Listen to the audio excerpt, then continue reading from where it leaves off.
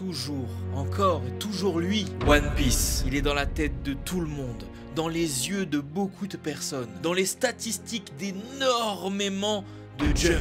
Et c'est le dominateur de ce fabuleux Big Three. Mais j'ai découvert la pépite, le manga, l'animé qui va le détrôner sur tous les points. Bon, je rigole. Là, c'est totalement une blague.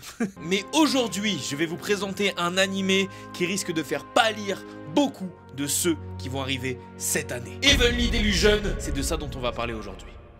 Bonjour et bienvenue, aujourd'hui on va parler d'une pépite que j'ai découvert la semaine dernière et qui correspond à tous les critères de ce que j'aime. Je vais tout vous expliquer.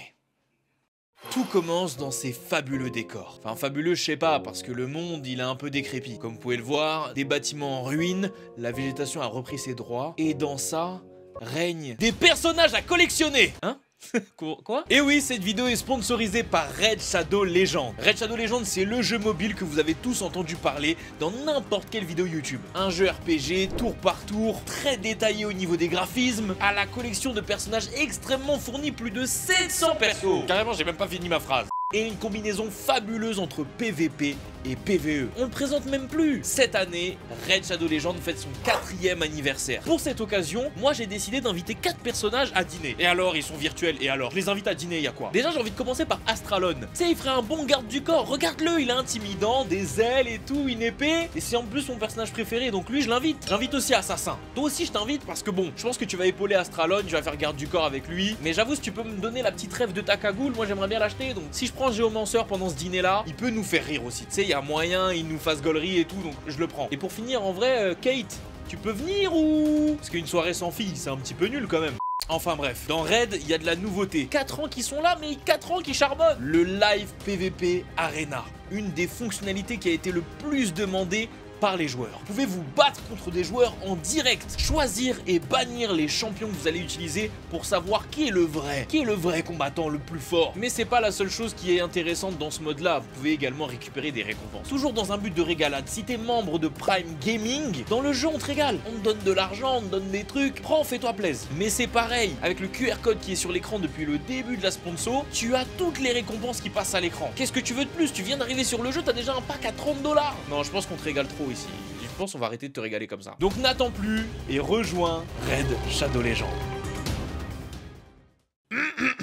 Comme je le disais, tout commence dans un monde post-apocalyptique. Regardez-moi ces décors, des bâtiments en ruine, la végétation qui a repris ses droits et un milieu assez hostile en apparence. On va suivre Maru et Kiruko, deux jeunes qui ont l'air et décrits comme des frères et sœurs, mais est-ce que c'est vraiment le cas? Cet animé, les gars, il est trop bien. J'ai regardé le premier épisode et c'est une vibe TPN-like, mais TPN de la première saison. Et vous savez tous que la première saison, on l'a tous kiffé de zinzin. Il y a aussi un mélange de The Last of Us, et pour ceux qui ont joué à ce jeu, vous savez que c'est une pépite sans nom qui mérite absolument d'être jouée. Donc un mélange entre TPN et The Last of Us, comment ne pas regarder? Surtout qu'en y réfléchissant bien, on peut aussi y inclure une vibe SNK.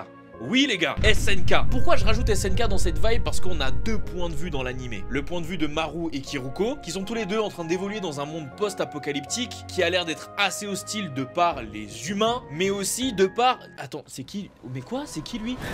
C'est un oiseau? C'est une autruche? C'est un antagoniste? Aizen? C'est qui la huisse là? Ok, un animé encore mystérieux. Mais aussi le point de vue de Mimi, Hime et Tokyo qui sont eux dans une sorte de mur, dans une sorte de bulle. Tu vois le dôme qu'ils ont mis dans le film des Simpsons? Pareil. Ils sont enfermés là-dedans, ils apprennent, ils jouent ensemble et ils ont l'air d'avoir des capacités assez accrues, mais ils sont enfermés. Et d'après les dirigeants de ce lieu, ce serait pour leur bien. Mais pour quel bien? Sachant qu'on sait qu'il y a un monde extérieur qui visiblement est peuplé de créatures un peu bizarres. Et ces deux duos que je viens de vous citer sont reliés. On ne sait pas encore exactement comment, mais ils le sont. C'est pour ça que je vous parle d'un climat de TPN, le fait d'être enfermé entre les murs. Pour le climat de The Last of Us, le monde post-apocalyptique avec des créatures mystiques. Et SNK, pareil, cette envie d'aller au-delà des murs, de découvrir le monde, mais que le monde est assez hostile. Tout ça fait un mélange qui, dès le premier épisode, j'avais envie de tout casser devant mon écran. Puis c'est un animé qui comporte vraiment les codes que je kiffe. Déjà, le post-apo, je viens de le dire et je pense que vous l'avez compris, mais c'est vraiment l'un de mes genres favoris. Moi, les films catastrophes, j'adore ça. Et j'adore aussi les histoires où il y a des enfants. Et voilà, voilà, c'était sûr. Non mais rangez vos armes. Rangez vos armes. Un monde où il y a des enfants qui évoluent, c'est bon? Je peux, j'ai le droit ou que les petits?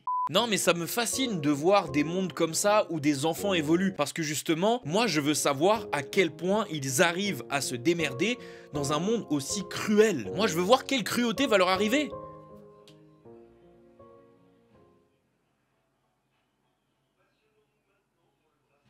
Sans parler évidemment des musiques. Mesdames et messieurs, Kensuke Yoshio est à la réalisation de certaines de ses musiques. Kensuke Yoshio! Non mais je te vois derrière ton écran, un culte que tu es, tu ne sais pas qui c'est. Celui qui a fait les musiques de Devilman Crybaby. Tu sais très bien pourquoi j'en parle du coup. Tu sais très bien! On peut aussi parler de l'animation qui a l'air d'être assez grotesque, qui au premier abord pourrait vous sembler un petit peu bizarre, mais justement, elle est en ultra réaliste. Donc c'est-à-dire que les personnages bougent à chaque instant. Et donc ça donne cette impression un petit peu différente des animés classiques parce que c'est pas la même chose. À l'issue de cette beauté, on a Production IG. Comment vous dire qu'on peut largement leur faire confiance? Psycho-Pass, Haikyuu, Aoashi, Kuroko no Basket, ils savent y faire en termes de mouvement et en termes d'animation. Donc vraiment, je pense qu'on sera pas déçus. On se rend compte déjà dès le premier épisode où est-ce que cet animé va nous emmener. Le monde a l'air d'avoir subi une apocalypse, mais on ne sait pas encore laquelle. Il y a l'air d'avoir deux milieux qui sont totalement différents, qui évoluent au même moment. Un milieu avec des enfants enfermés